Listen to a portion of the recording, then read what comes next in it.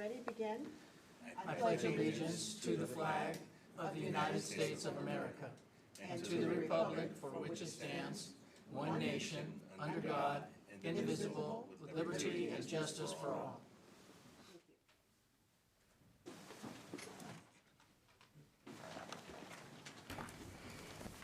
May I have roll call, please? Commissioner Sparza? Here. Commissioner Gonzalez? Here. Commissioner Moody? Here. Vice Chair Weisenberger? Here. Chair Timmons? Yes, here. I need a motion, please, to approve the minutes of our last meeting. I move to approve. I'll second. Thank you. It's been moved in second. May I have roll call, please? Commissioner Sparza? Yes. Commissioner Gonzalez? Abstain. Commissioner Moody? Here. Vice Chair Weisenberger? Yes. Chair Timmons? Yes.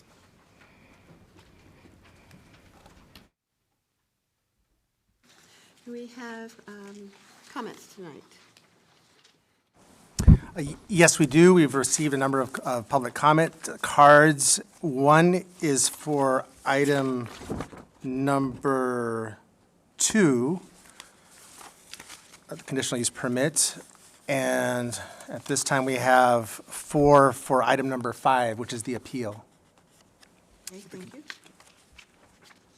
Do we want to hear those now? We want to wait for? And I would advise waiting until those items Okay, are. thank you. Okay, so our first item under new business, public hearings, it's conditional use permit number 984, and it's a request by David Vasquez, Mexican Monk, LLC, DBA Mexican Monk Brew House, to allow the sale of beer for on-site consumption with a Type 40 California Department of Alcoholic Beverage Control, ABC, license at 15950 Paramount Boulevard, Suites B and C in the PDPS. We'll now open the public hearing. And we'll have a report from Assistant Director Monica Rodriguez. And just to say that this involves the similar ownership, or almost the same ownership as Horchateria Rio Luna, which is here in our downtown Paramount. It started as a smaller business at a different location. In 2017, they moved to where they are now through the conditional use permit process through the Planning Commission. And Monica will walk you through the various approvals. And this is kind of a side, or maybe a cousin or associated business within the same building. And she'll take it away. All right, thank you, John. So good evening, Chair, members of the Planning Commission. So the item before you is a request by David Vasquez, Mexican Monk, LLC, DBA Mexican Monk Brew House, for a conditional use permit to allow the sale of beer for on-site consumption with a Type 40 California Department of Alcoholic Beverage Control, ABC license. The site is located at 15950 Paramount Boulevard, which will occupy Suites B and C. So the property is owned PDPS, Plan Development with Performance Standards. The subject site is 24,926 square feet. The building is 7,041 square feet in size. So some background on the subject building. Currently occupied by Horchateria Rio Luna, the current business obtained CUP number 828 to operate in February of 2017 to operate a bakery and coffee shop with a limited amount of seating, which is 57 seats with a drive-through. Also on October 5th, 2021, City Council approved a permit for live entertainment for open mic night, which is no longer active. In October of 2023, the Planning Commission approved CUP number 942 to allow the business to serve beer and wine. On November 1st, 2023, Planning Commission approved an amendment to CUP number 828 to expand into Suite B and increase the seating capacity to 138 customer seats. So the slide before you is a site plan provided by the applicant. As previously mentioned, the entire site totals 24,926 square feet. The building is 7,041 square feet. Currently, the site provides 46 parking spaces, which are shared through a shared parking agreement with Bank of California, the adjacent property to the south. So with the subdivision of the property or the building, Mexican Monk will occupy units B and C, just highlighted there in shade blue. And again, it would occupy approximately 1,510 square feet. The remaining 5,531 square feet will be occupied by Horchateria Rio Luna, which will be considered Unit A. So the applicant did submit an application with ABC to reduce the square footage of the existing business or chateria. But the common areas which are located towards the back of the building, kind of shown, let me see a little, right there. So those are common areas, so it includes hallways, restrooms, so those will be occupied by both Mexican Monk Brewhouse and Horchateria. So the proposed business, Mexican Monk Brewhouse, is a craft beer brand that has partnered with the owners of Horchateria Rio Luna. The new business will operate as a tap room. So the hours of operation will include Wednesday through Saturday, 2 p.m. to 10 p.m., and Sundays from 12 p.m. to 9 p.m. So alcohol sales will have to cease 30 minutes prior to closing. So the business will have a total of 3 employees and will be limited to 58 customer seats.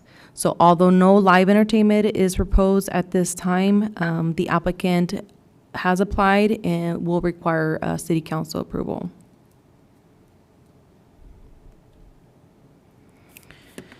So the slide before you is the floor plan of the building. So highlighted in red will be the seating area, which will be limited again to 58 seats. The area highlighted in green is the common area, which is the hallway area that connects both businesses, exit areas as well as restrooms that will serve, again, both businesses. The area highlighted in yellow is an area where the beer will be served and stored. The minor interior modifications have been completed, but the applicant is currently in plan check to legalize their interior remodel, as well as the cold storage refrigeration installation. So as noted on the plan before you, the entrance to the tap room will be accessed from the interior space of Horchateria Rio Luna. They would also be provided 2 exits along the south portion of the tenant space. And as noted before you, no brewing will be conducted on site. So the slide before you is just photos of the existing building entrance, the drive-through area shown below, and the driveway entrance to the commercial strip to the right. So when considering alcohol licenses, ABC reviews a number of licenses in the census tract to determine if the tract is over-concentrated. The business is located within Census Tract 5539.02, which limits the number of alcohol licenses for on-site consumption to 6. So with the addition of the proposed Type 40 ABC license for Mexican Monk, this would exceed the limit of allowed licenses. Therefore, since the census tract the number of licenses allowed will be exceeded, the Planning Commission will have to make the determination that public convenience and/or necessity would be served by the issuance of this license. So although the project will exceed the number of licenses permitted within the census tract, it does comply with the zoning ordinance as proposed and advances the objectives and policies of the general plan. So if the Planning Commission grants approval tonight and determines that the proposed use serves the public convenience and/or necessity without negatively impacting the public health and safety, ABC will issue the license. The proposed location of the business is situated in the downtown area, which is considered appropriate location for a tap room offering beer for on-site consumption. In addition, Horchateria Rio Luna, which was entitled for the sale of beer and wine, previously occupied suites A, B, and C. The applicant has filed As previously mentioned, an application with ABC to reduce their square footage, which allows suites B and C to be occupied by the Mexican Monk Brew House as a new tap room. The property owner has partnered with Mexican Monk Brew House, a craft beer specialist, to introduce craft beer at the site and to revitalize the business. This collaboration is expected to create synergy between Horchateria Rio Luna and Mexican Monk Brew House within the downtown area. Staff has been in communication with ABC to ensure all necessary documents have been submitted. So in addition, ABC conducts random monitoring to ensure that the guidelines are being properly observed. With that said, the City of Paramount Public Safety and LA County Sheriff's Department have reviewed the application and found no concerns. Conditions have been included with this request to ensure that the business operates responsibly to minimize any impacts to the surrounding properties. Based on the information provided, staff has determined that the property business is located in an appropriate commercial zone and is compatible with the surrounding businesses. The location is adequate in size and sufficient parking will be provided, and no concerns were identified by the Public Safety and Sheriff's Department. Based on the staff report and information presented tonight, staff is recommending approval of CUP number 984 with the attached conditions. This concludes my presentation. I am available for questions as well as the applicant. Thank you. Great report. Questions? Okay. So now we'll open the public hearing. Do we have testimony or any comments? We do. We have a card from the applicant, actually, from David Vasquez. If you'd like to go ahead and go up to the podium. And Mr. Vasquez, there's a little button you could push there. There you go. All right, am I live? Oh, well, thank you guys for being here and allowing us to come in and speak to you guys. I am the owner of Horchateria Rio Luna, along with my wife, Ashley. And we just want to bring something different to the community. It was our goal with Horchateria, and we want to do that again. We want to have a warm, welcoming space for families to come and enjoy. I know it's a beer and wine room and families, but it's something that we see in the surrounding communities, and I think Paramount is a great home for one. And we're just looking to bring in different alternatives than what we have now and create a warm, community-friendly environment. So thank you guys. Thank you. We have no other cards. Okay. No other questions? All right, I need a motion to close the public hearing, please. Gonzalez moves to close. Been moved in second. May I have a roll call, please? Commissioner Esparza? Commissioner Gonzalez? Yes. Commissioner Moody? Vice Chair Weisenberger? Yes. Chair Timmons? Yes. Okay, thank you. Okay, we're on item number 3. We need a motion to Oh, I'm approve. sorry. Yeah. We need a motion to approve, please. Gonzalez moves to approve motion 984. Second, please. I will second. Thank you. It's been moved in second. May I have a roll call, please? Commissioner Esparza? Commissioner Gonzalez? Yes. Commissioner Moody? Yes. Vice Chair Weisenberger? Yes. And Chair Timmons? Yes. Thank you. Okay. Now we can move to item number 3, which is conditional use permit number 985. And it's a request by Horacio Valario Oil Well Service Company to operate an office with limited interior storage of equipment and exterior storage at the rear of the building, restricted to 2 oil rig vehicles and 7 service trucks for off-site oil well services at 7243 Somerset Boulevard in the commercial manufacturing zone.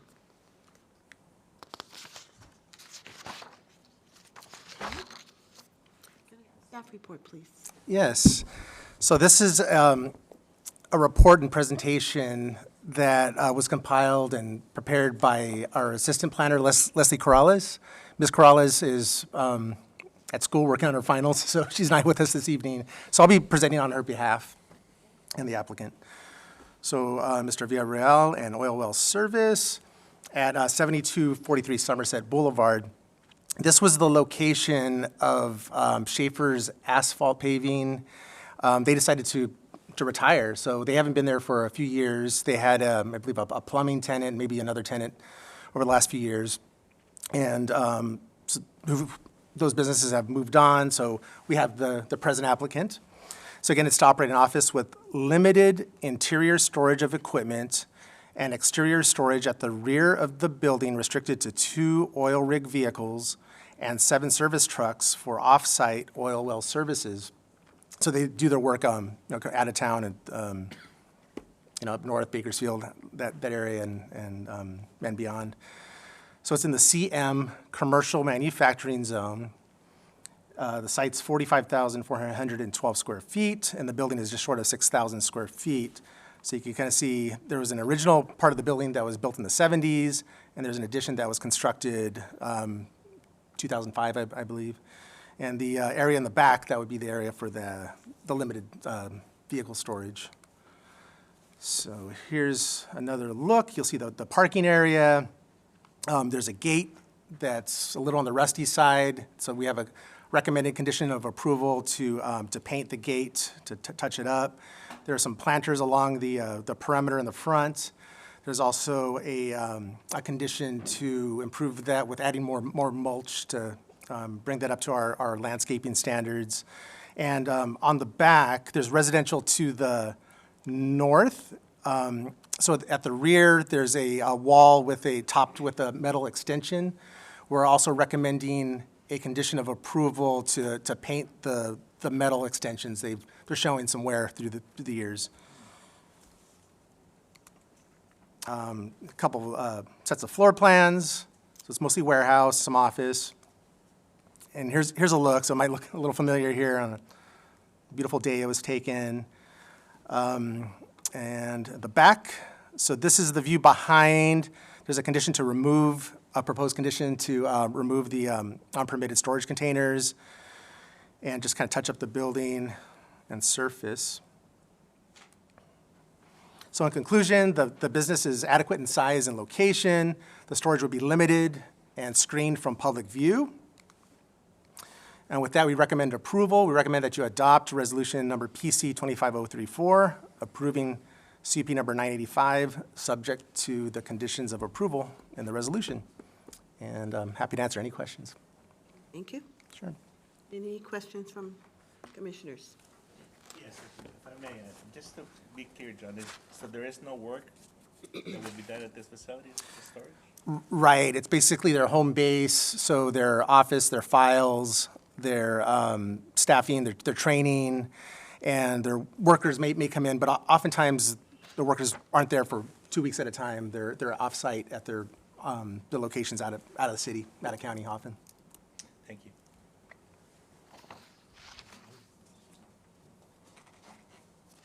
So just the one business will be in the entire building? So that's a large building. It is. It's a good size. So they're relocating from Signal Hill. They're leasing, and it's just a better opportunity for them to.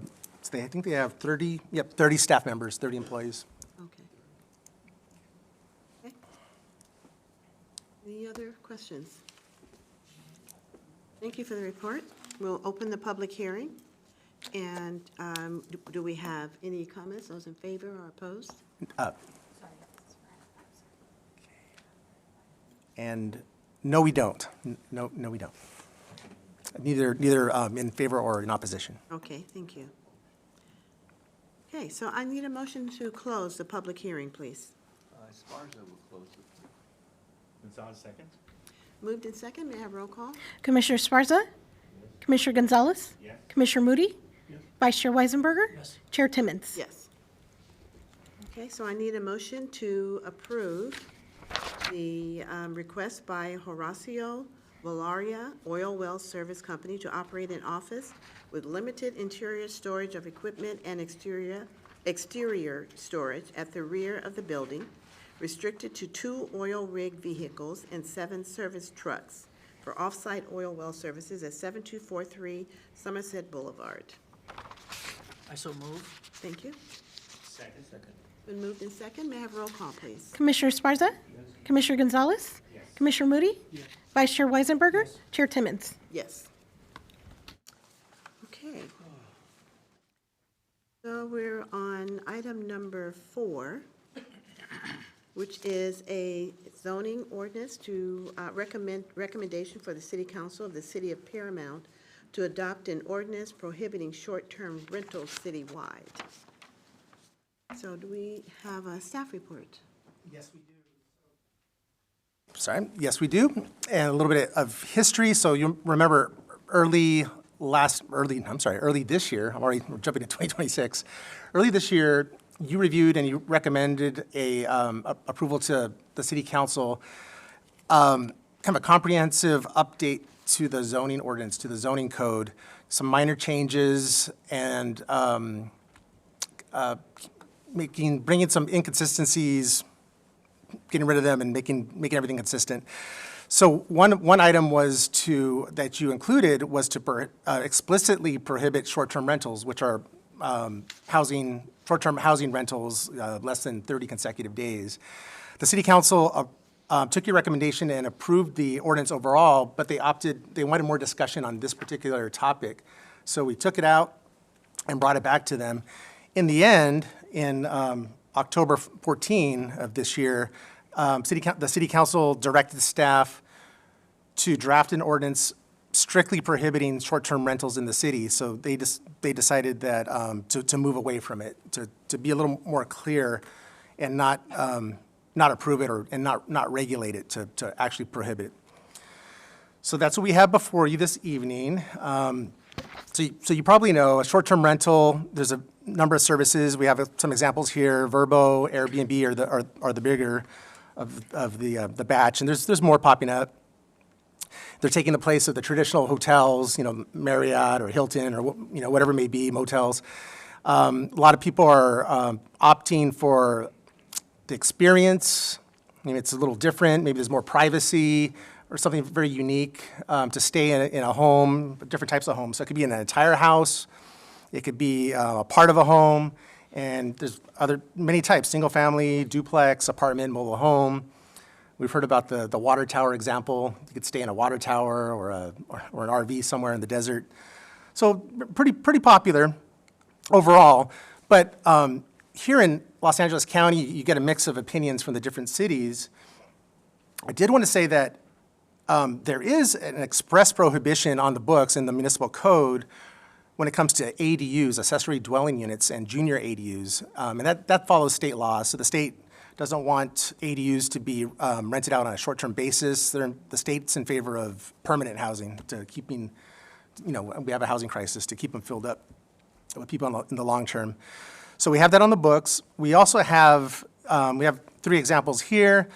When we have changed some traditional zones to a PDPS zoned plan development with performance standards, we've included an outright prohibition of short-term rentals in a few of them. So there's the 10-unit development next to Iceland, next to Orizaba and Jackson. There's the 4-unit development that's almost done, under construction at the former firehouse facility on Colorado Avenue, just west of Paramount Boulevard. And the 2-unit Habitat for Humanity home on Hunsacker. A 4th not listed here is the one that just started on Paramount Boulevard at the border of Long Beach, the 17-home single-family home project. It's still in the demolition phase, but that has within their regulations a prohibition of short-term rentals. Thought I'd give you just a little peek into what the City Council reviewed. So the next couple slides has some of the information we provided so they could make a decision. So one was a survey. We looked at our neighboring cities. You can see the list here: Bellflower, Cerritos, Downey, Lakewood, Norwalk, Pico Rivera, Southgate, and Whittier.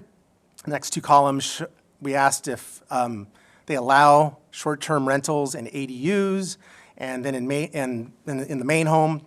And in both cases, they said no. So all of these neighbors don't allow them. Not on this list is Long Beach. Long Beach does allow and regulate short-term rentals, but might want to think about that. Long Beach, Los Angeles, and maybe some mountain towns, beach towns, they allow them.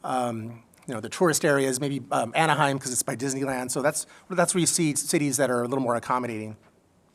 And we asked why, and see, there's a number of reasons. A lot of it comes down to keeping the neighborhoods like residential neighborhoods. So there's keeping away noise impacts, parking, litter.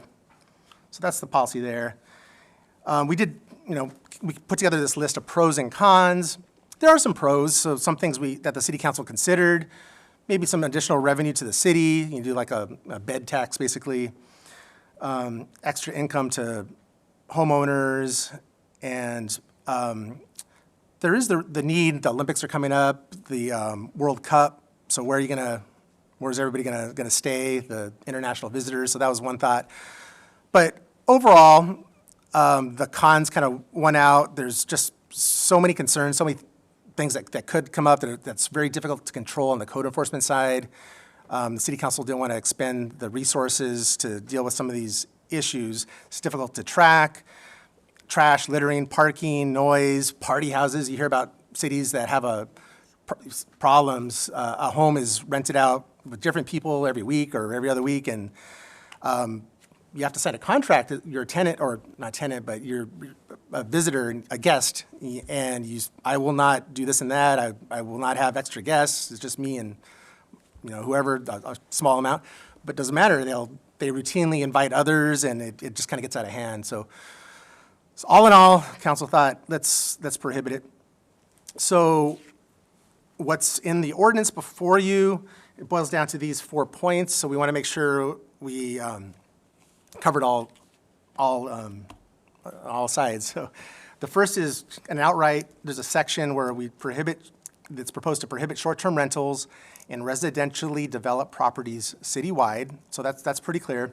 But we also wanted to reinforce that within the various chapters. We have chapters for each of the zones. So we have a R1 zone chapter, R2, RM, PDPS.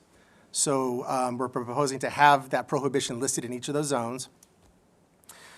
And then the third is a prohibition of short-term rentals in multifamily housing developments when required by the state of California housing law in commercial zones. In Paramount, it's the C3 general commercial zone and the CM commercial manufacturing zones. So we actually don't have that yet in practice, but the state is requiring cities. They've passed a few laws over the last few years.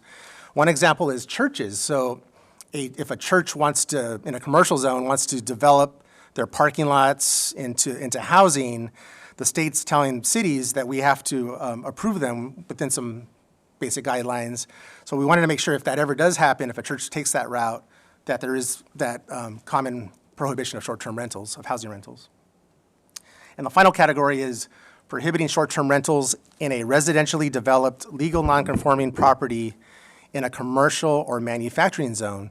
So basically grandfathered housing. So even though Paramount Boulevard is a commercially zoned street, we do have, as you know, there's a few houses along there, maybe north of Alondra, south of Somerset.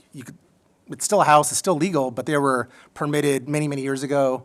So we want to make sure that those, along with the other homes in town, have that prohibition to meet the council's wishes. That's really it. So we're recommending that you adopt resolution number PC 25036, which would recommend to the city council to adopt an ordinance approving zoning ordinance text amendment number, I don't know where 398 came from, but number 39. Disregard the 8, number 39. And I'm happy to answer any questions. Thank you for the report. You're welcome. You have a question? Yeah, John, is there any place in the city that can allow this short-term rentals? No, there's not. And there are some available on listings, and if they haven't already, our code enforcement division of the public safety department is sending out letters. Then, what's the purpose of all that verbiage? Why can't we just say, it's not allowed in the city? Just to cover our bases. Well, one is for, yes, you could do that. The section where we do have it for all residences is only, the way it's set up is for currently zoned, properties that are currently zoned residential. It's a little, honestly, it's a little buried in our code. It's in a strange place. So for ease of use, so there's no misunderstandings, and for clarity, we thought it would just be better to sprinkle it about, so the common person's flipping through our code, and they can find it. Yes. Good. Any other questions?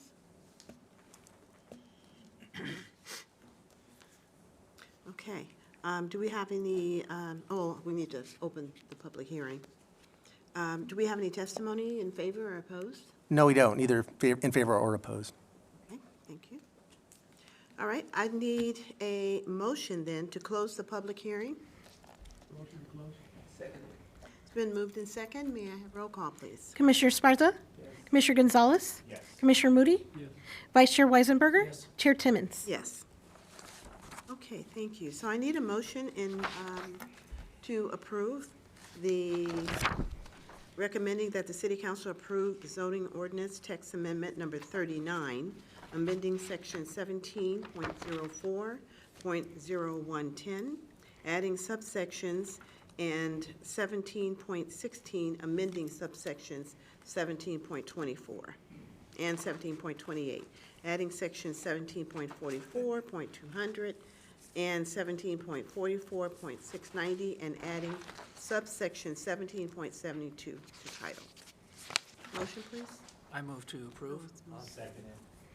It's been moved in second. May I have roll call, please? Commissioner Sparza? Commissioner Gonzalez? Yes. Commissioner Moody? Yes. Vice Chair Weisenberger? Yes. And Chair Timmons? Yes. That includes prohibiting short-term rentals. Thank you. May I ask a question? If the church starts selling, renting out other land, shouldn't they lose their money, the free money? If there is, the state does have grants from time to time. I haven't seen any directed specifically for institutional ownership, like a church or religious assembly, place of a religious assembly, we should say, to make it broader. But if I were in their shoes, I would apply for those grants. I just haven't seen those yet. It seems like they're making free money. It's interesting.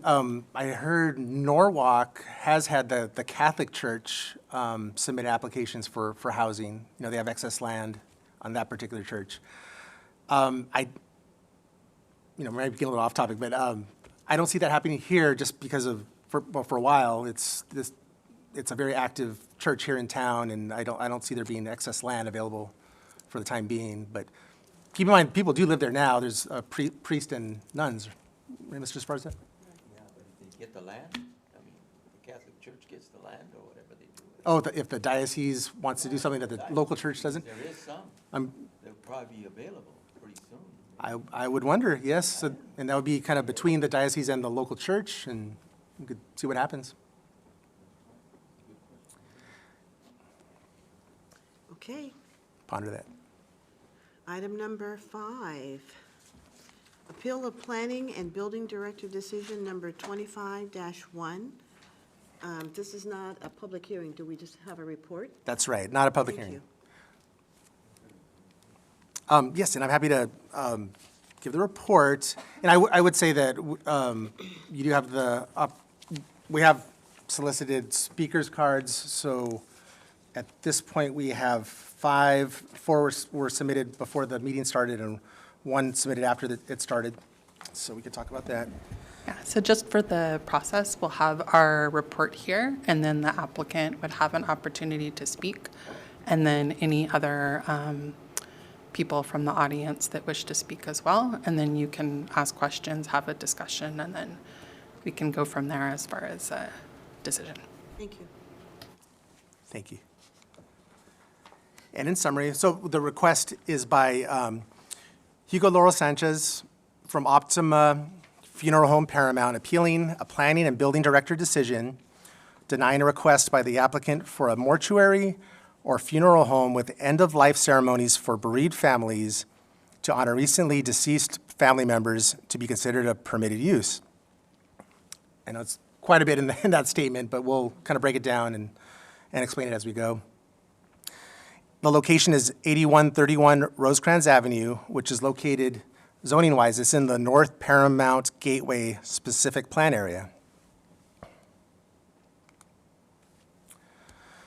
The applicant leases property, it's on the north side of Rosecrans, not far from the school, and I'll show you an aerial photo in a moment to put it all in context.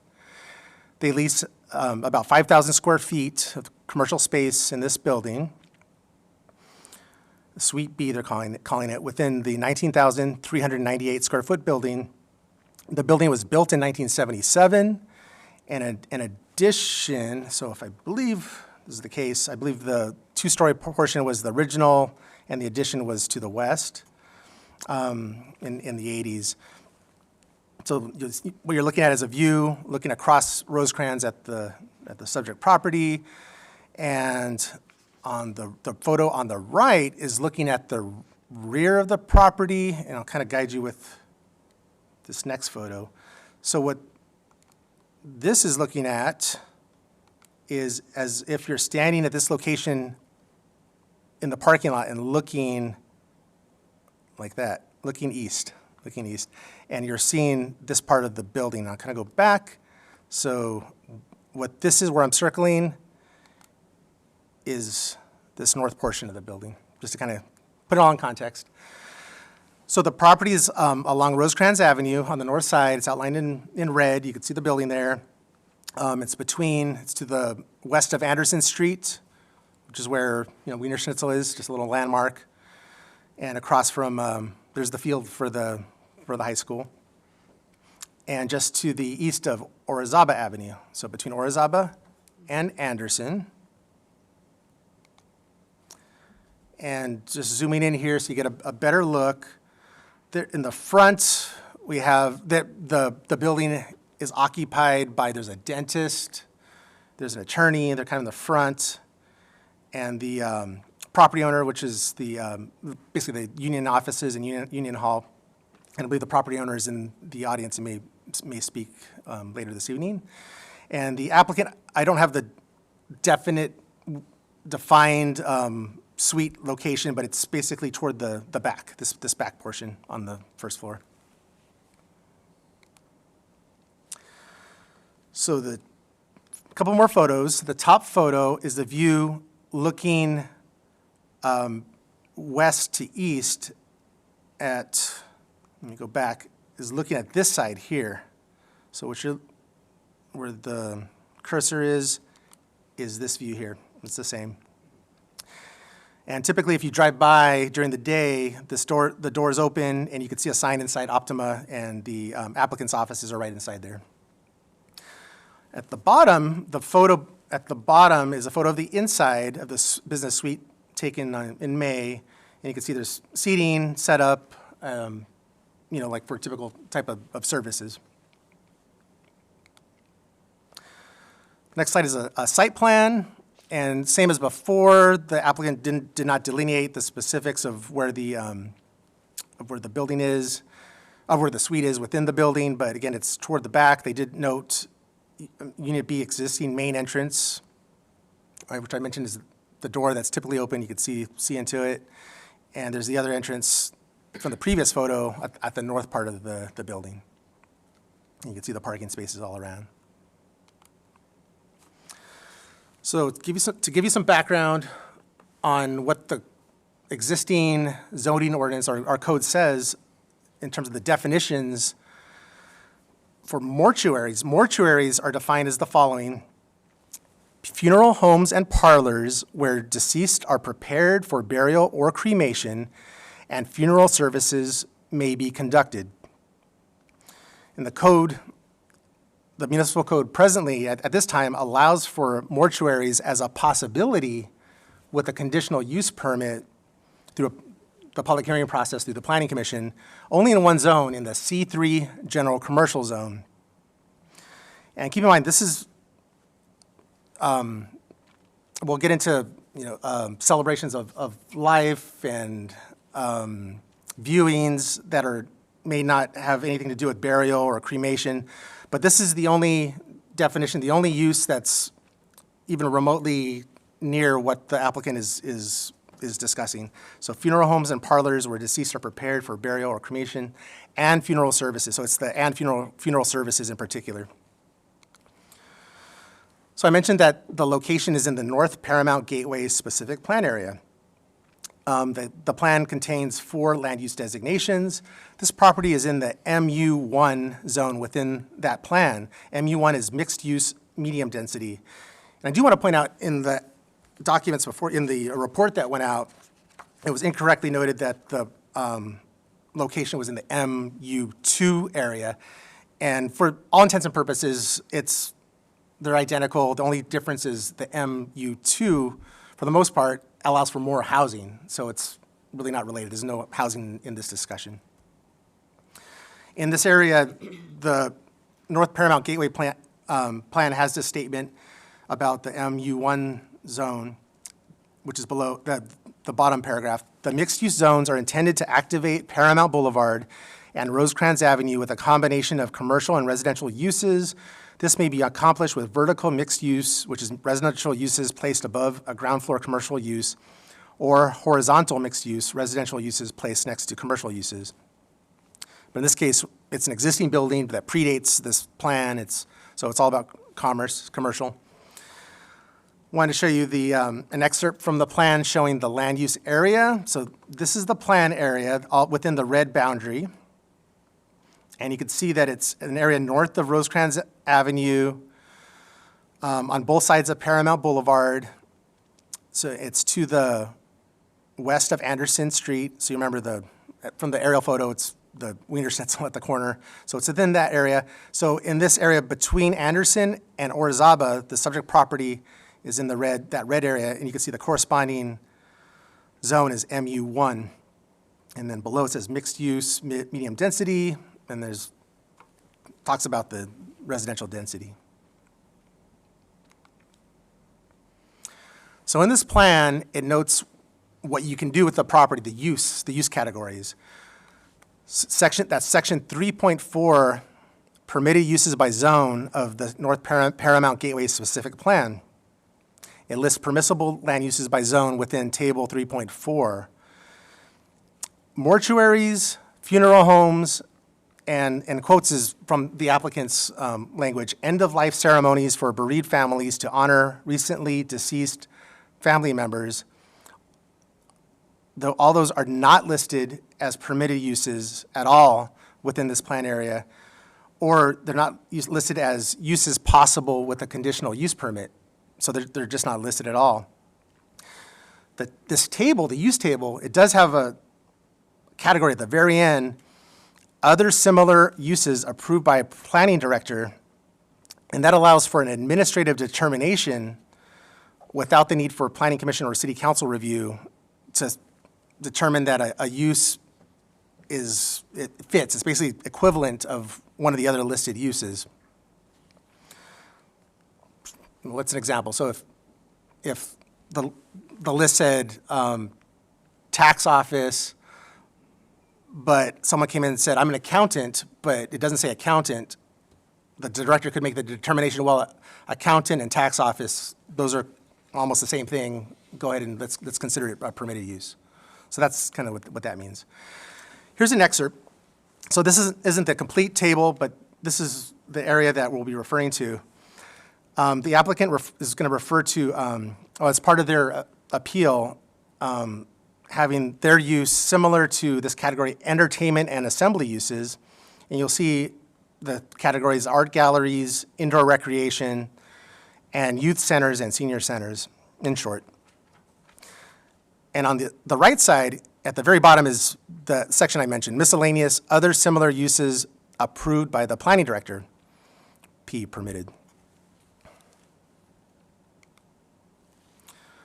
So now I'd like to walk you through the context, kind of the chronology of the applicant and the business and Paramount staff and our business license consultant and other agencies and other departments. So in the beginning, our first contact, there was some contact asking for a letter clarifying what can be done at this property. So on May 21st, and I have an excerpt of that letter, the planning department, which is, as you know, the predecessor to the current planning and building department, responded by letter to the applicant's zoning verification request. The letter confirmed that the property could be used for office purposes as the MU1 zone of the North Paramount Gateway Specific Plan does allow for office and professional uses, sales office as well. So that's what that says there. And with that, that led to the applicant applying for a business license. And the first kind of gateway document to get your way into the business license process is what we call a zoning verification form. You'll see the applicant's form on the right. And that form is helpful to staff and to businesses that want to come in. It's to ensure that a proposed business use is located in an appropriate land use zone. So we like to, this is service, this is customer service. We like to tell applicants up front that their use is possible where they want to go. We don't want them to go through a whole process and hire architects and go through a lot of resources and only to find out that it's not allowed. So this is very important at the front end. The applicant's office coordinator contacted the department to request the form to be signed for a proposed funeral home business office. And you can see on the form, so they filled the top part, funeral home business office. And our staff signed it, yes, it's possible, with the note, office use only, no services shall be performed on site. So that was our, kind of our another, after the letter, this was the second notification of what's allowed. Kind of jump ahead on, actually I have the wrong year. On November 1st, 2024, the city issued a business license based on the information provided by the applicant. So my apologies, it should be 2024. So soon after, a month after that process. As part of the business license process, applicants fill out forms. The city takes them in on behalf of the South Coast Air Quality Management District, that's air quality, and the fire department. So I have those forms before you, and it's in your agenda packet as well, as entered as part of the testimony. So for South Coast Air Quality Management District, SCAQMD review, so they have a form here, Air Quality Permit Checklist. Under the Business and Equipment Description section, the applicant noted the following. Here's the excerpt, and then I have it written out, typed out here. This office will be used to display products related to funeral services such as coffins, flower brochures. It is a sales office. Other than desks and conference room equipment, table chairs, no special equipment required. So that was part of the application. And then the next is the fire department forms. The fire department has an extensive application, and one of their requirements is what is called a statement of intended use. So business applicants have to write up a letter explaining what they do.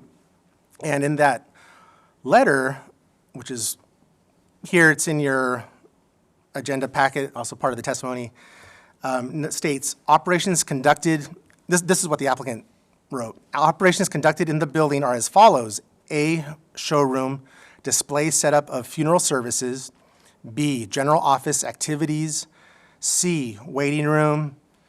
D, consultation space. It continues to read, C, attached plot plan, no hazard material will be used, no alterations are planned at this time, and signed by Mr. Sanchez Laurel.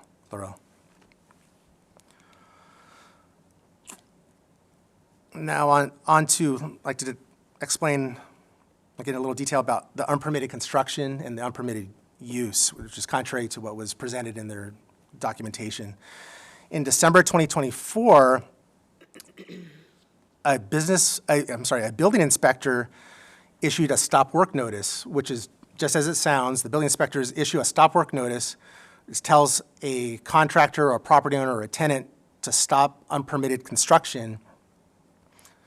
And that's what it was, for unpermitted construction at the applicant's suite at 8131 Rosecrans Avenue, Suite B. And we sent an email, and an email from the applicant acknowledged the stop work notice, and that's here. And so it says, hi, John, thanks for the update. This is from, it's from Mr. Hugo Sanchez, it says here. Sanchez. Yes, I stopped by last week and spoke with Building and Safety Division staff regarding the stop work notice. I'll be submitting for permits on the changes, and yes, construction has been stopped. I'm working on the site elevation and floor plans, as it is my intention to resolve this issue with your guidance and help. Thank you very much. Have a beautiful New Year's Eve. So earlier this year, February of this year, the applicant submitted an incomplete permit application to the Building and Safety Division. They followed up in March with the applicant's engineer preparing additional plans for plan check review. After that, we have not received any further plans. It was incomplete. Their submittal was incomplete and has not been completed since then. On May 12th, 2025, Planning and Building Department staff met the applicant at his office at 8131 Rosecrans. Staff observed changes to the interior of the suite that confirmed the use of the suite for gatherings. Such gatherings are outside the scope of the business use previously described. And on that date, or the next day, I'm sorry, I emailed the applicant and reaffirmed that the property is not zoned for a mortuary or funeral home, and that the location at 8131 Rosecrans is to be used as a sales room / showroom only. And that's included as attachment C in your agenda packet. And you can see on the right, that's what I'm reading from. This middle section. In the city of Paramount, mortuaries are possible only, and italicized, I believe, and bolded and italicized, at properties in the C3 commercial zone with an approved conditional use permit. So again, as of today's date, the unpermitted construction has not been legalized. So that led to code enforcement action. So the Code Enforcement Division of the Public Safety Department of Paramount issued a notice of violation. And in that notice of violation, code enforcement listed 3 violations.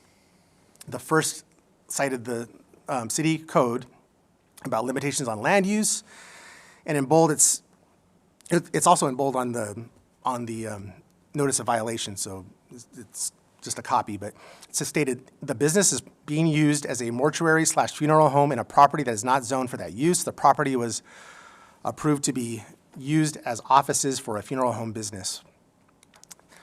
Second violation was for an unpermitted front door awning installed that must either be removed or legalized. This one was actually addressed. So in August, the applicant removed the unpermitted awning. So it's been removed. And then third, citing the California Building Code about alterations. An alteration was made to the building to create a new entrance for the funeral home, but the accessible path of travel to the new entrance was not built to ADA standards. And we all know how strict the federal government and the state law is regarding ADA. And the applicant has since informed the Code Enforcement Division that he's placed the alteration legalization on a hold until the city concludes the appeal review. So that's still outstanding. So now here we are with this appeal, and leading to that was the determination. So in July, the applicant's legal representative, Mr. Martin, submitted a letter requesting a planning director's determination to allow the applicant to use its leased premises for the purpose of hosting end-of-life assemblies and ceremonies to honor recently deceased family members. In September, we issued a formal determination, and that determination concluded that a funeral home, as described by the applicant, is not similar to the uses listed in Table 3.4 of the North Paramount Gateway Specific Plan. And it also concluded that a funeral home, as described in the appeal, in the request, does not align with the goals and policies of the Paramount General Plan, nor the North Paramount Gateway Specific Plan. And in response, in September, end of that same month, the applicant submitted an application requesting an appeal, and that's included as attachment F in your agenda packet. The first portion, just an excerpt, is the front page, the cover page, and that's included here with their statements. And just to read it, this appeal brought by appellant Optima challenging the September 11, 2025 written determination by the City of Paramount's Planning and Building Director. The determination, as fully discussed in the attached statement of reasons, Optima contends that the decision was arbitrary and capricious, unreasonable, and without merit. Optima respectfully requests that the City Planning Commission find the proposed use of the premises as similar in character and intensity to expressly enumerated uses identified in the North Paramount Gateway specific plan, the specific plan. As a consequence, the Commission should reverse the determination and allow Optima's proposed use of the premises as consistent with a reasonable, not overly restrictive interpretation of the goals and strategies set forth in the specific plan. And there's more detail. So in the statement,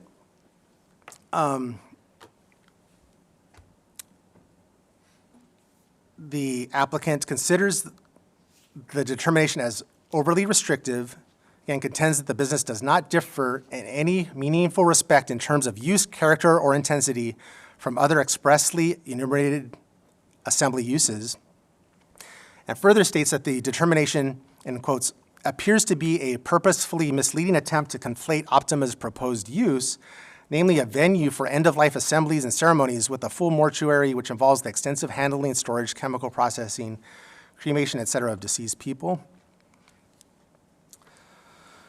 So just with that, we took a look and have our analysis that we're providing for you, that the applicant's contention that assemblies for end-of-life ceremonies for bereaved families to honor recently deceased family members as a use similar or less intense than uses such as entertainment and assembly uses, we believe that's a flawed contention for a number of reasons. While the plan does include, in fact, an entertainment and assembly uses section, which I showed earlier, showed that excerpt, it only includes those three categories: art galleries, indoor recreation, which notes as primary use, such as bowling alleys, game rooms, game arcades, gymnasiums, karaoke lounges, and youth centers and senior centers. We don't see the direct link between end of life or celebration of life, or hosting assemblies for grieving. We don't see a link between that and karaoke and the other uses. So describing a large portion of the applicant's business as an assembly, that is accurate. It would be an assembly. However, this is a form of assembly that was not considered during the careful, the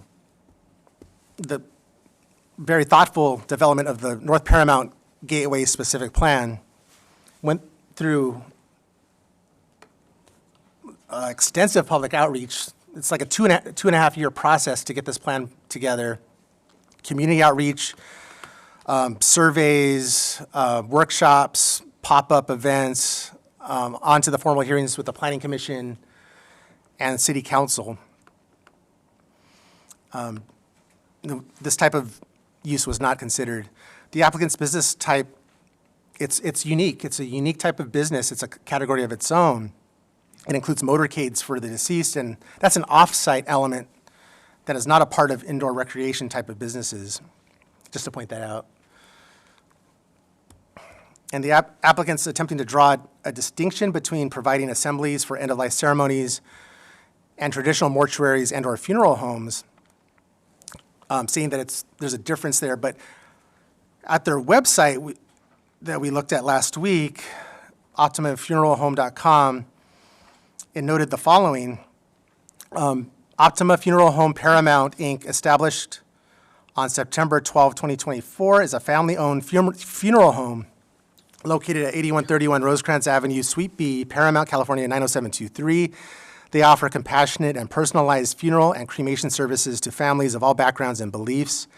Their services include traditional funerals, cremations, domestic and international funeral shipping, and veteran services. The funeral home is committed to providing comprehensive support to families during their time of need. So I don't believe there's no cremation happening but it's being marketed outwardly as this is a funeral home, and it's in the name, funeral home. So with that, the definition that we gave really is an appropriate category. And make no mistake, this is an essential business. It's, it's something that communities may need, maybe not directly in their community, but adjacent. You need these type of businesses nearby. We do have 3 existing in town at this time, in different parts of town, and either in the appropriate zone, or they've been here before we were even a city, or before there was zoning regulations. The applicant also states that the business suite is too large to function only as an office and showroom. However, as evidenced by staff's early notification and by the applicant's business license application information, they accepted the limitation of the suite to be used for office and showroom, that limit, and the applicant was clearly fully aware of the zoning restrictions on the property. So in summary, based on these facts, this analysis, the conclusion of the planning and building director decision denial, it still stands. We don't have any information counter to that. And with that, we're recommending that you adopt resolution number 25035. The approval of the resolution would deny the appeal of planning and building director decision number 251. So just to be clear, that approval is a denial of the applicant's appeal. And the applicant is here in the audience, and there's also, we have the applicant speaker card in support, and a representative from the property owner, and 3 other speakers. I'm happy to answer any other questions. Well, it seems like it's clear and precise. Do we have any questions from our commissioners? No questions? Okay, can we hear the comments? Yes, so first would be Hugo Sanchez.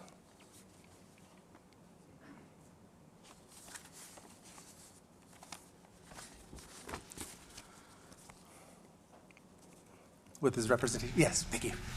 Timothy Martin representing the applicant. I'm just going to take 2 minutes, and then I'm going to hand it over to Mr. Sanchez. Really, the legal issues are very simple, and I think the planning director laid it out. The table 3.4 in the specific plan enumerates uses. It also has a catch-all for similar uses. Now, we can argue over similarity, just like I'm a person, you're a person, we're similar, but we're quite different, and we could make that type of analysis for almost anything. Specifically, youth centers and senior centers, though, what you talk about is weekend programs, violence prevention programs, leadership programs, substance abuse programs, counseling, education. All of these involve assembly of people gathering together in an indoor area for very important purposes. Well, I don't think there's any purpose more important in our entire life cycle than honoring our recently deceased and bereaved. And these guys do it really well. Now, perhaps there were some snafus early, but they would have come, what they probably should have done is come earlier and asked for this permission under this category, but the reality is they're doing it now. And what this is distilled down to, it's not really an analysis of similar use or not, it's, is this a beneficial use suited for this premises, for this property? It's not going to be a bowling alley. It's not going to be a karaoke lounge. It's not going to be really any of the other things. Now, office, yes, but this is perfectly suited for this location. They got a big parking lot. They know what they're doing. They're not cremating. They're not handling the body. There's nothing like that going on. It's people gather and respectfully celebrate a recently beloved person.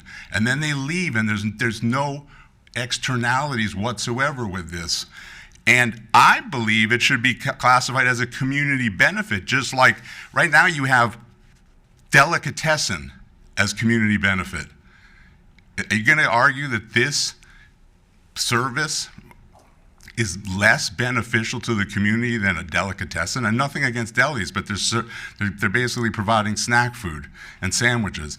These guys are doing honor to our recently deceased. Every one of us is going to face this. Every one of us has faced this with our families. And these guys do it well. And they also do it at a cost that's affordable for the lower income and immigrant communities, which other funeral homes cannot match their price. So they're doing it economically, they're doing it respectfully, and it really needs to be viewed as a benefit to the community. And I want to now hand it over to Hugo, because he and his family are here. They're wonderful people, and they really will be very, very respectful business owners within the city, and I hope you will listen carefully to him. Thank you so much. Thank you. Thank you so much, Sam. Afternoon, everyone. My name is Hugo Sanchez, and I'm the founder and owner of Optima Funeral Home with my family. I have my sister, my mother, who are here. My sister will be actually the youngest funeral home owner in California with Optima Funeral Home Paramount. We are an immigrant family. I only hold a DACA as my legal status in the city and the United States. So I'm very proud of being an owner of a business, especially a city of Paramount. I actually worked for another funeral home back in 2015 here in the city of Paramount. So I became very aware of the needs for another funeral home within the city of Paramount. For instance, we have a hospital right here with us that if back then they didn't have a working morgue, which means anytime a patient passed away here, it will have to be sent to another location. And the local funeral homes were not working with the hospital to store those patients that were passing away. We actually have a representative of Paramount convalescent home that we actually pick up their patients and take them to our location in Los Angeles for storage. And of course, we meet with our families here in Paramount to do paperwork with them. So now we are opening this funeral home here in Paramount that can meet with the families. Yes, we are considering the state of California a storefront, which means we can have an office with a chapel, but there is no embalming, nor storage, no preparation whatsoever of the bodies in premises. You can actually have just a small little cubicle, be listed as a full licensed funeral home. It does not mean there's any preparations on site. We know the value also of having an on-site chapel to our families because they don't have to travel to another city to have services. They don't need to travel to another location to have services. That's all we want to do, is help out our community, our families, everybody that is within the city of Paramount, to have a dignifying way of saying goodbye. I believe within our services, it is not bringing any type of crazy noise, traffic, or anything like that.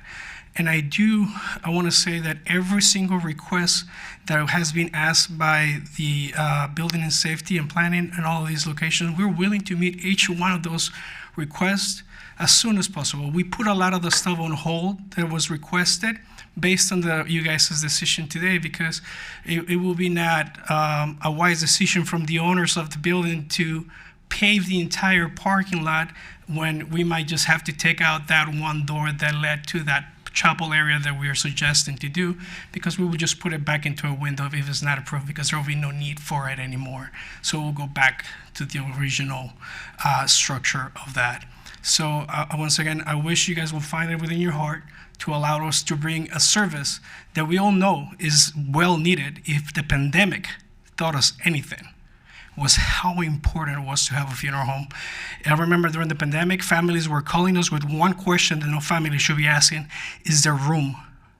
Do you have room for my loved one in your funeral home? And I know for without a doubt that Paramount was one of those cities where it was just overwhelming the amount of people that were passing away. So we do have our storage and care facility in Los Angeles, which is located at 301 East 84th Street. That is our care center. That's where we do all of the embalming, all of the dressing, all of the preparation off-site. So like I said, we are licensed in the state with a funeral home with off-site preparation, meaning there is no preparation on this location. Once again, I don't want to take you guys a lot of your time. I mean, I come here with my heart to you guys, and I know my heart is not in a code or anything like that. As a building and safety code is just a desire to help your community. Thank you so much for your time. Thank you, Mr. Sanchez. Do you have anyone else? We do. So next would be Carlos Presa.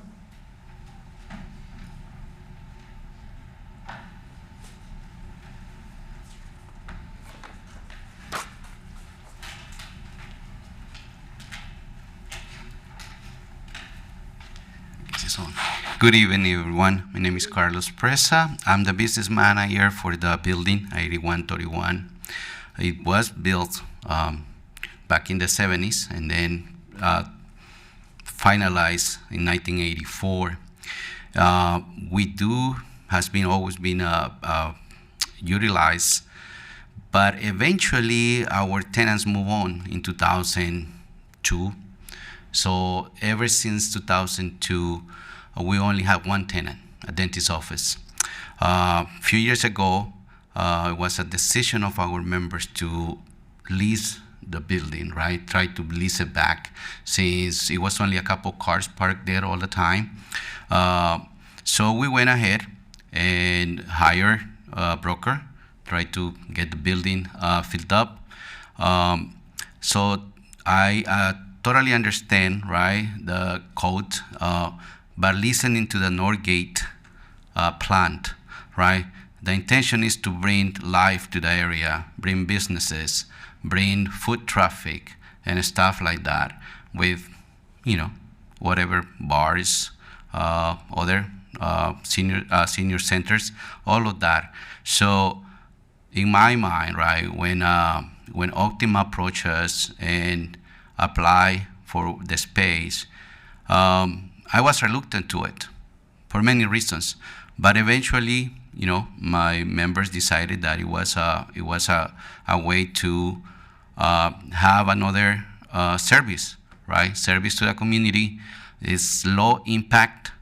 We had already spent over $200,000 getting new ACs and stuff like that to accommodate, whatever new tenants we get, and we are still willing to spend more money to make the place look even better, right? But we need those tenants. Again, right? I'm not gonna speak in what's a better business or anything like that. All I know is that we have brought legal services into the community, and now Optima, right? And I really hope, right, that this council reverse the decision from the Planning Commission and allow us to have this business. We need it. Especially me as a tenant, we need that revenue, and I believe the city will also gain from that revenue. The nearby businesses will increase, since foot traffic will be increased in the area. So again, I hope you guys reverse that decision for the Planning Commission, and again, thank you. Thank you, Mr. Presa. Yes, next would be Yadira Ruiz.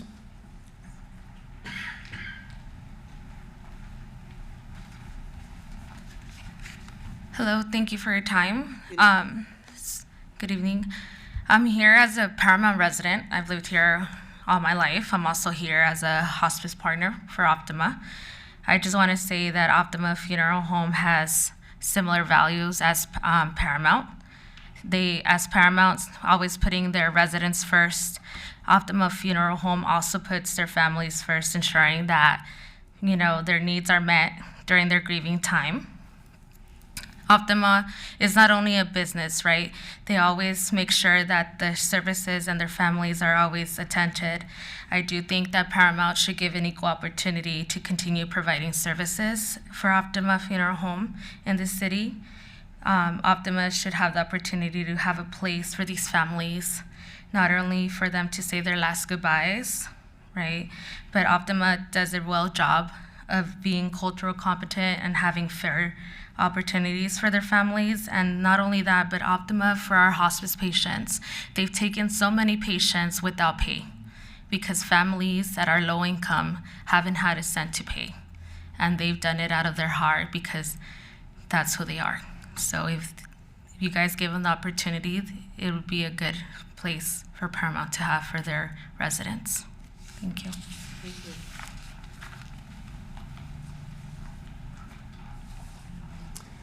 We do. Next would be Samuel Flores. I'm sorry, what was the last one?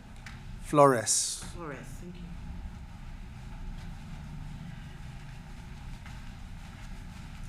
Good evening, all. My name is Samuel Flores. I'm a chaplain representing myself for Southern Pacific District of the Assemblies of God. We encompass about 464 churches currently and are currently growing. Our association with Optima Funeral Home is because they've come to us and presented a package that is set at a cost that most of our families can afford, yet without missing anything. It's complete in its totality, and our families are being serviced in every way possible. I get continuous reports from the professionalism, the kindness, the heart that's been shown to them. 464 churches is quite a bit of people that use their services, and I've seen it myself personally many times where they don't charge for the services because they know the family just cannot afford it. Our ministers are not charged for their funeral services. Optima donates their service to the churches. Sure, you may call it a marketing tactic, but they just don't. They have a Christian background as well.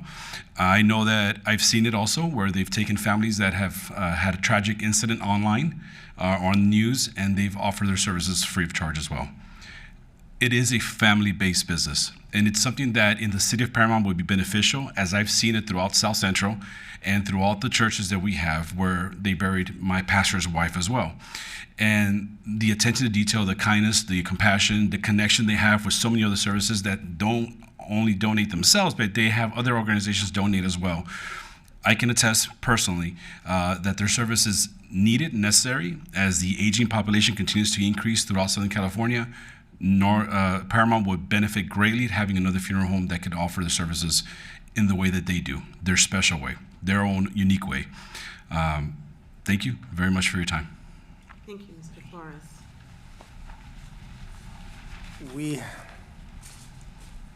We have one more that was submitted after the meeting started. If you're okay? Yes. Okay. That is from Blanca Rojas.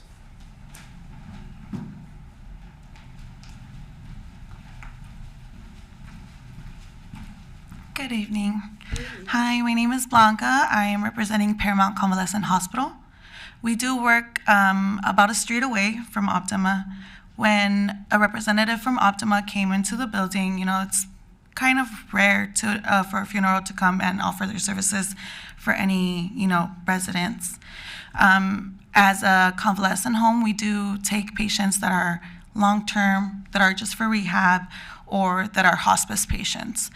For our hospice patients, sometimes families don't have a funeral home, which is sometimes they come and ask us, do you suggest one? Optima was the only one who has came as a representative to offer their services. So I did go ahead and give a card. That was my very first interaction with seeing how quick the response is. This patient came in at 9:00 p.m. They asked me about their services. I gave the card. I called not less than a minute. They answered. They even said, we can pick up the body if in case the patient does pass away tonight. And the family was very grateful. And since then, we've been working with Optima. I have seen a lot of good family members coming back and asking for their cards and asking for more of their information. And I would say, it has helped us as Paramount Convalescent as well to getting those good reviews for us saying, they actually had someone they can go ahead and refer to. So I would suggest you guys reconsider.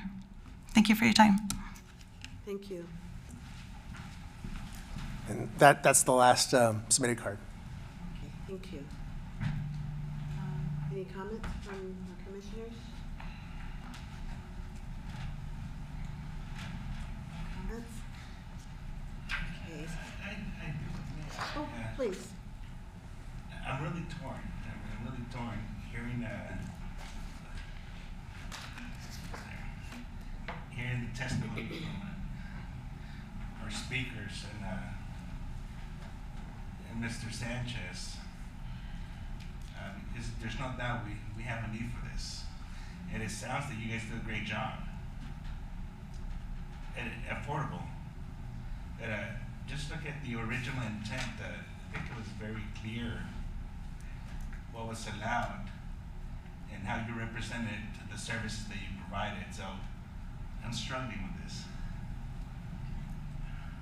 Well, I think our building inspector was very precise in his presentation, while I too can emphasize and with the compassionate statements that were made in the comments. But I will entertain a motion, if there are no other comments. I will entertain a motion to approve a request by Hugo Laurel Sanchez, Optima Funeral Home Paramount, appealing a planning and building director decision denying a request by the applicant for mortuary or funeral home with end-of-life ceremonies for bereaved families to honor recently deceased family members, to be considered a permitted use at 8131 Rosecrans Avenue in the North Gateway Specific Plan area.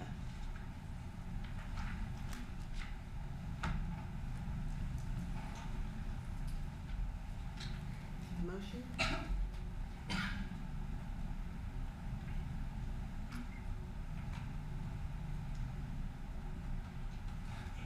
Before we move, may I ask, have they tried looking elsewhere within the city? I'm unaware if they have. That has not been communicated to us, if they have. Mr. Sanchez, can you answer that? Yes, feel free to come up and discuss more and answer any questions. Well, I'm sorry, what was the question?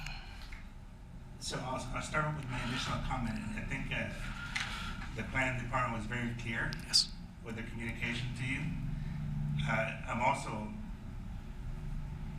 I believe that we do definitely need your service in the area, in our city, especially based on the comments that we received here. But have you looked elsewhere within the city for a possible location? There is very limited amount of buildings that could suit a funeral chapel within the city that is available for lease. If there was one, I would immediately jump on that opportunity, but without leaving my word of the lease I already have with my landlord. I will continue to honor that lease and move on to a different building if there was one available. But there is nothing within the city that is available that is within zoning that I will allow a funeral home as in right now that I'm aware of. If there was, I would have taken on that opportunity and go in that route as well. You're welcome. How long is your lease now? I believe it's 4 years. 5 years. 5 years. We are on the first year paying the rent. Any others? Comments? Okay. Thank you. Thank you. Well, again, I will entertain a motion. Gonzalez moves to approve. Second? Second. It's been moved in second. Roll call, please. Commissioner Esparza? What do you want now? Denial or? It- No? Right. The motion is to uphold the planning director's decision. I'm on with the planning director's decision. Is that a yes or no? But we better make sure it is. Yes. Yeah, yes, just to be clear, so it sounds like the motion before you is, if you approve, you're approving the resolution for the denial. Right. An approval is denying the applicant's appeal. Right, Yes. right. Yes. Yes. Commissioner Gonzalez? Yes. Commissioner Moody? Yes. Vice Chair Weisenberger? Yes. Chair Timmons? Yes.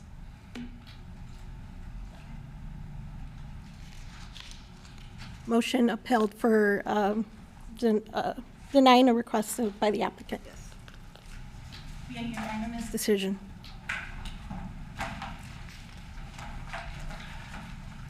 Okay. Item number 6, do we have an oral report? We do. So city council actions. Last month, I just want to kind of inform you about an action that did not go before you as planning commission.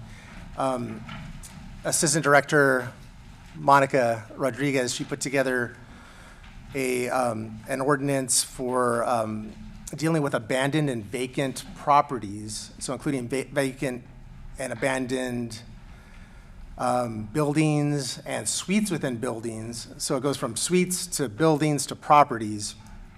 And the measures on what do we do. So the council adopted an ordinance that'll be very useful for, we're speaking about code enforcement and just making sure that blight doesn't spread. So if there's a building that's vacant, one big example would be the church, the Methodist church that's no longer here, the south of City Hall. You remember that there were a lot of break-ins, there was arson, vandalism, drug use. It was a very unhealthful situation. So this would help that. It would require certain types of boarding, boarded windows, fencing, cameras, lighting, and the like. Also, the City Council approved the updated California Building Standards Code. So every 3 years, they update the building code, electrical code, mechanical, plumbing, and whatnot. So our construction codes were updated. And that's it. Thank you. Thank you. Do we have any comments from our city attorney? No comments tonight, thank you. Thank you. Our commissioners? I would like to make a comment, just based on the last request, number 5. If there's something that we know the city that would accommodate them, I think it would be a good idea to point them in the right direction. That's true. And sometimes there's transfers of ownership from one business to another. So one example would be the mortuary, also on Rosecrans. It was maybe 10 years ago, transferred ownership, if there's another such opportunity. Or the one that's on Paramount Boulevard north of Rosecrans. That's, in the last 20 years, it's changed ownership a couple times. So that would probably be the prime examples, just taking over an existing business, a similar business. I have some comments, but I'd like to hold them for right now. Hey, I have a comment. Why would they sign a 5-year lease without having the permission to have it? So that item is closed. So if we just have comments about general issues, we can go back to that. That's what I'm saying. Okay, staff, did you have any comments? Oh, we do, yes. Okay. And I gotta thank Bianna for reminding me thank you, Bianna, for reminding me. The 2026 Planning Commissioners Academy is taking applications or registration, open the registration. And the dates this year is Wednesday, March 11 through Friday, March 13, 2026. It's in Anaheim, so it's driving distance, drive home at night at the Sheraton Park Hotel. So we'll be setting out. You have that before you, and if you want to take a look, and just let us know if you're interested. Check your calendars. I'm interested. So that's the first, and then also, as you know, tomorrow's the tree lighting event, so it'll be great to see you there. I'm not sure if you've RSVP'd with your council members. So as you know, it's spectacular, and every year it gets bigger and grander. It's great. It's just an event where everyone comes together, so we really appreciate that. And then Monday is the Planning Commission evening for the Santa Train. And we'll get more details. You may know more than I do about this topic. So, but as Bianna and I get more details, we'll pass those along. Thank you. Thank you. Okay, being no further comments, I would like to adjourn the meeting on Wednesday, January 7th, 2026 at 6 p.m. in the council chambers of City Hall, 16400 Colorado Avenue, Paramount, California. Now, can we talk now that the meeting is over and adjourned? No. Okay.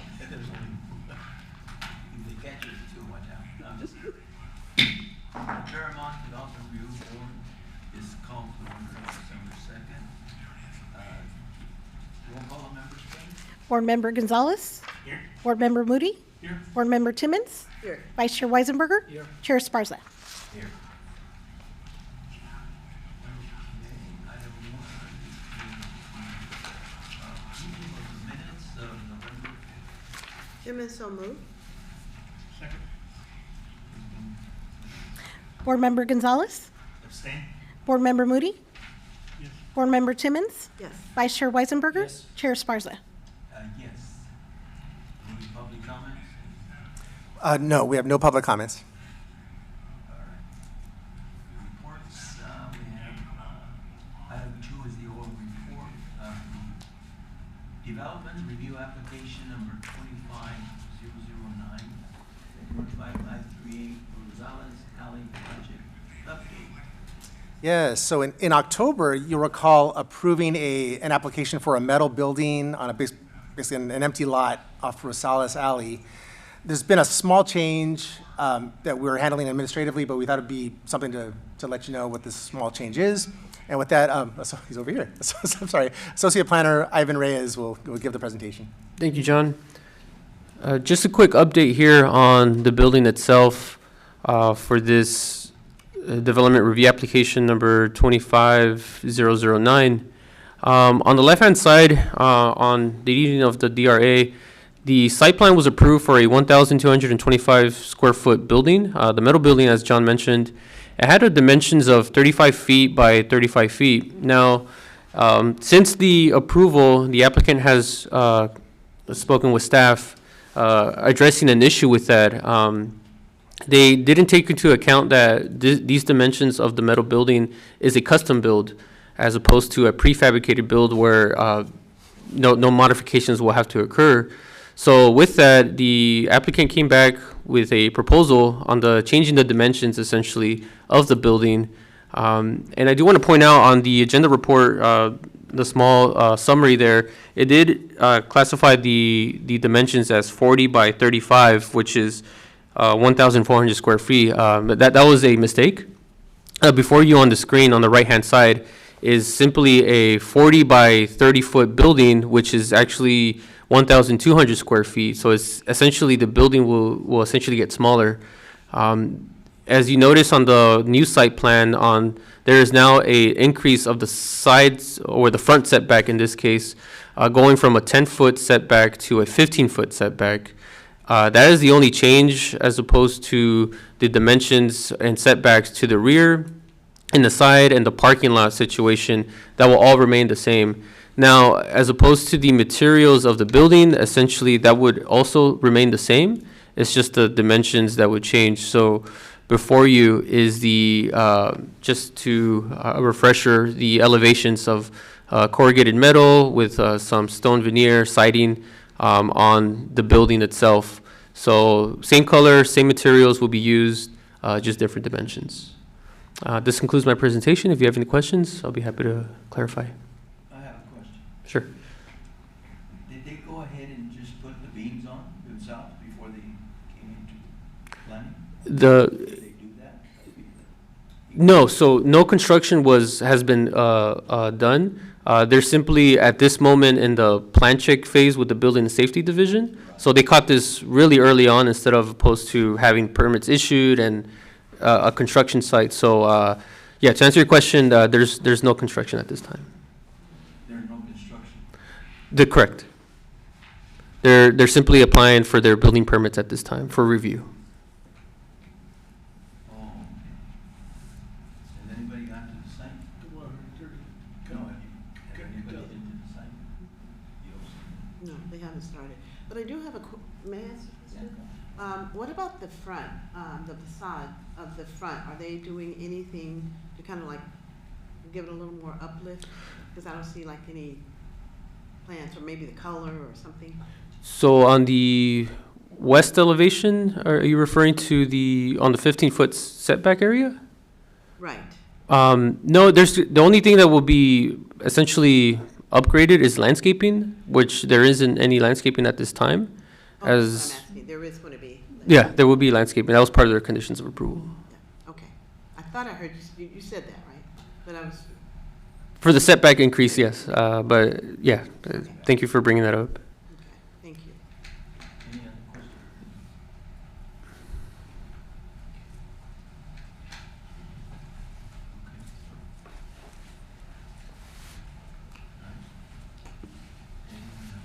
Any comments from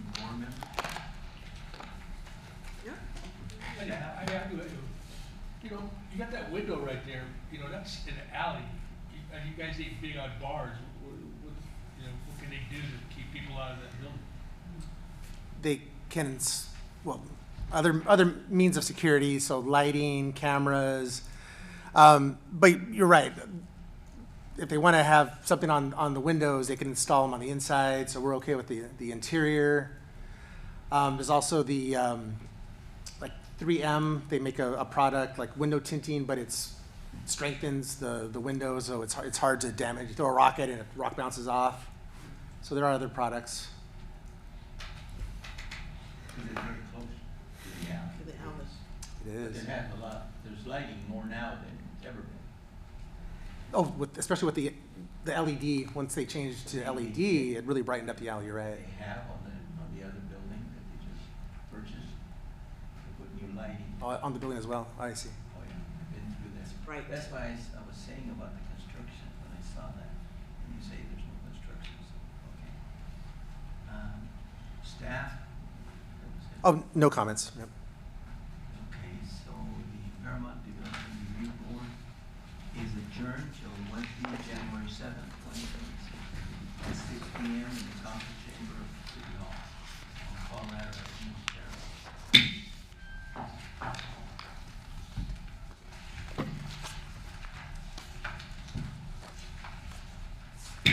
Paramount Development Board,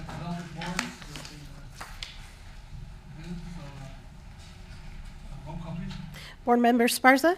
Here. Board Member Timmons? Yes. Board Member Weisenberger? Here. Vice Chair Gonzalez? Here. Chair Moody? Here.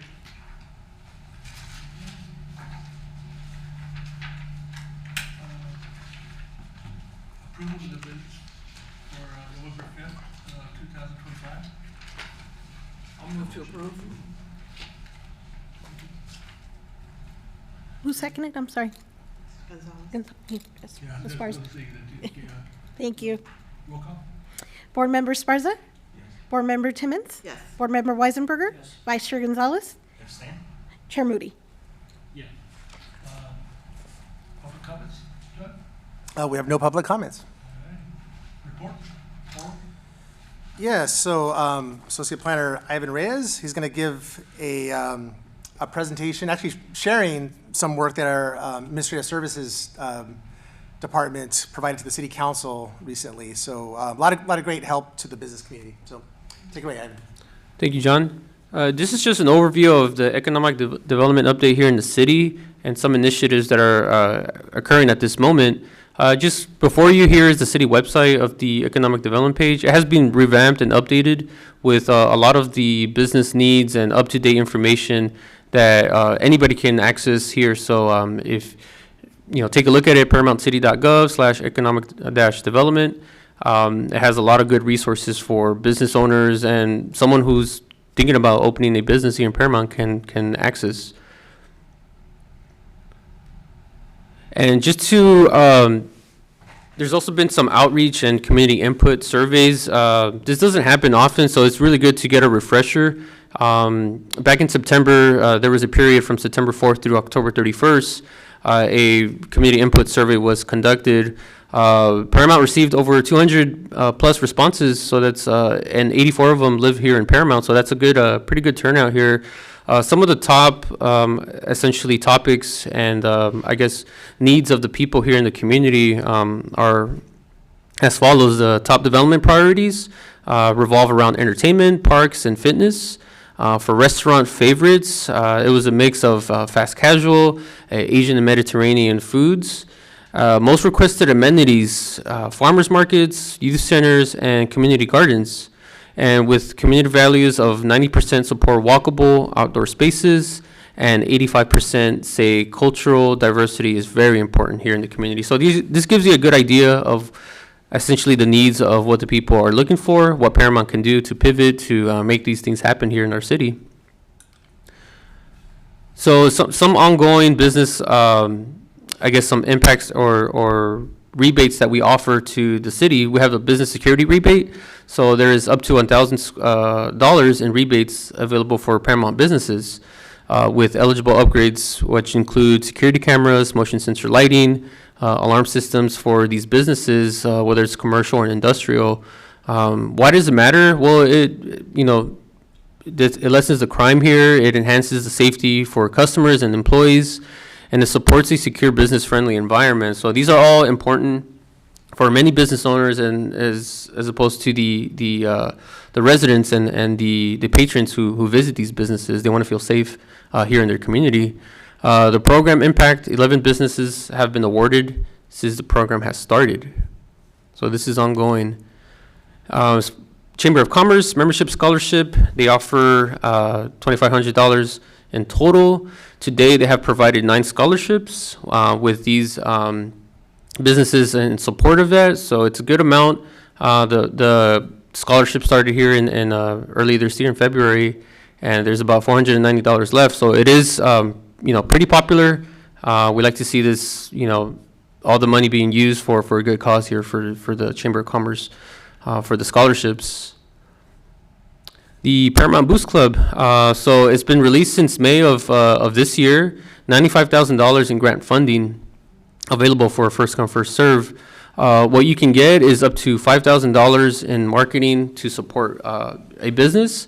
Some of that support includes updating menus, if it's a restaurant, some signage for some of these businesses who may not have a sign or want to upgrade their sign to be more visible for people. Promo videos, pretty much highlighting what the services that some of these businesses provide, and digital and printed marketing. So this is, up to date with a lot of these different assets of how people consume their intake on how to access some of these businesses. A total of 9 grant awardees with $40K or more, and there's 5 in the process. So this has been pretty popular here in Paramount, and we'd like to continue this as part of the Paramount Business Boost program. Small business video highlight. So this was something that sort of like a category of different filmmakers and different, content creators that can support a business creating a 30 to 60 second video about your favorite Paramount business. So it was broken down into different categories, so that was pretty good. So you have high school students, you have young adults, so 18 and over, not in high school, and then you have sort of the professional content creators, and some of the categories there of some of the prizes. So the prizes were gift cards to promote these businesses. So it was a good, to produce or make these small videos, giving these businesses a highlight. This is something new that our city is pretty much putting in place. This is an open rewards program. It's an app that you can have on your phone, and the way it works, it's pretty interesting. It's to pretty much keep the local businesses and what people are consuming. The dollars here is spent and used here in Paramount. So it's a community-wide rewards program to incentivize consumers to shop local for their businesses within their city. So some key aspects of this is maximize the economic impact, support both digital and non-digital payout methods, different ways of spending your money here in Paramount. So the way it works, just to give you a brief overview, you pay for your purchases like you normally do. Based on this app, you select the business from the app to upload a photo of your receipt. If your card is linked with Open Rewards, you will earn rewards automatically. Then the rewards earnings will be added to your account. So the more you spend, the more you can accumulate these rewards, and you get something out of it. So just to give you an example here, let's say you want to redeem $5 from your rewards balance for a weekend brunch. You pay for your brunch in full at the restaurant, enter the amount of rewards using the app you want to use, in this case the $5, and submit the receipt. Then you will receive a $5 via your selected payout method, and that's pretty much it. So again, using this money, using these spending habits to benefit both the businesses and the consumers here. So this is all app-based, and there's we're looking to roll this out in the future.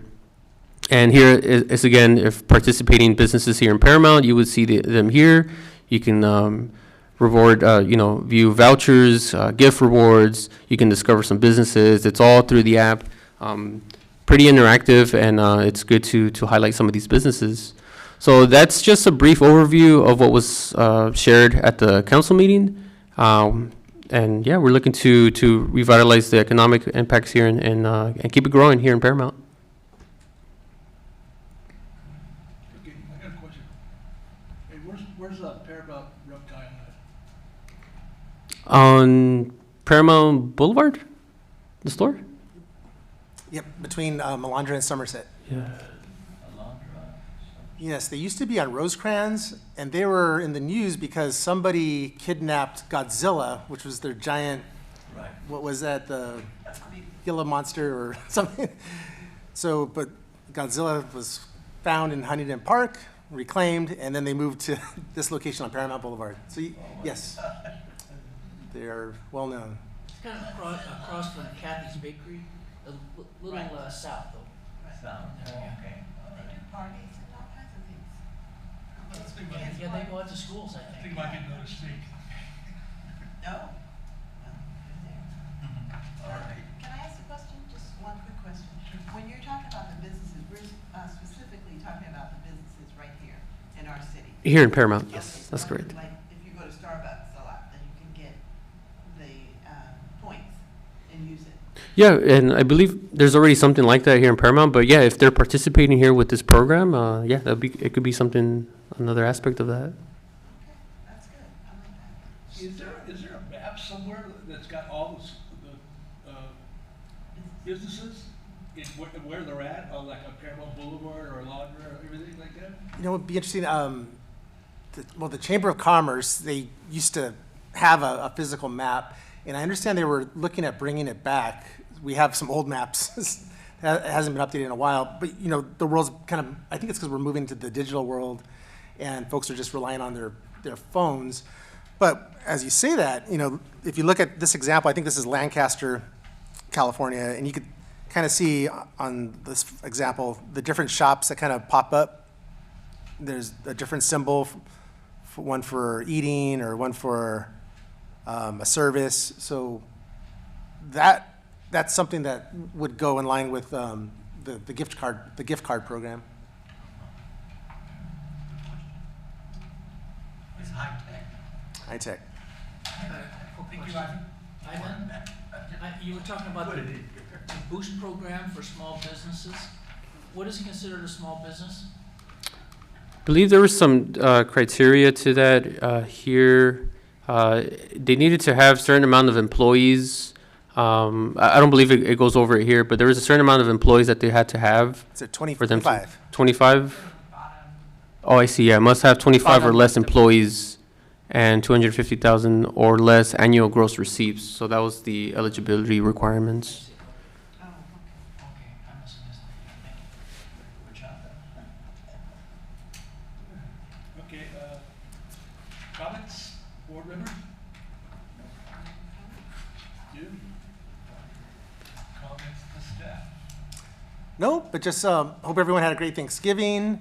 I mentioned it in writing, but I'm very thankful for you and all your hard work. This is, you know, very complicated. There are other commissions do great work, but it's different. So what you do is very special. And then looking into December with the holidays, I'm looking forward to seeing you tomorrow at the tree lighting and Santa train next week. It's going to be a lot of fun. Yes. All right, then. Thank you. Paramount Economics Development Board adjourned till January 7th, 2026 at 6 p.m.